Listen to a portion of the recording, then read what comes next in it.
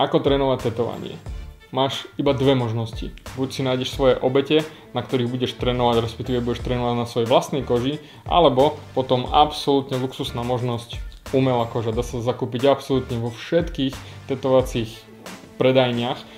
Jednoduchá umelá koža.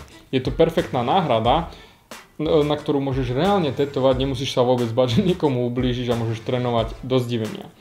Najlepšie je, keď si ju dáš na niečo sklenené. Toto je naša cukornička Luisa.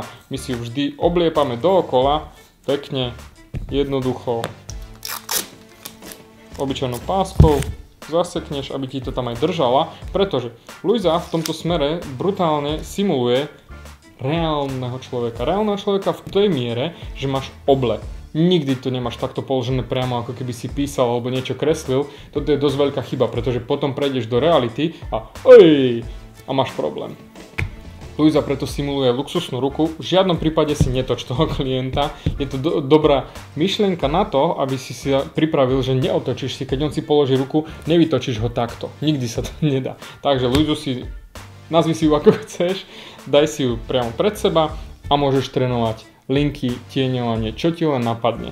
Dôležité na tom je to, že ty keď pôjdeš príliš hlboko, Luisa, to znamená to sklo, ti bude signalizovať, že budeš riť do skla.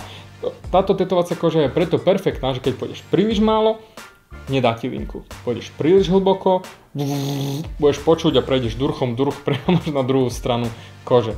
Preto ty sa musíš naučiť udržiavať konštantnú hĺbku a v tomto ti pomôže to sklo, aby si neprešiel na druhú stranu. A každý nadáva na túto kožu, že sa na ňu blbo tetuje, lebo prezradí ti všetky chyby v rámci tetovania.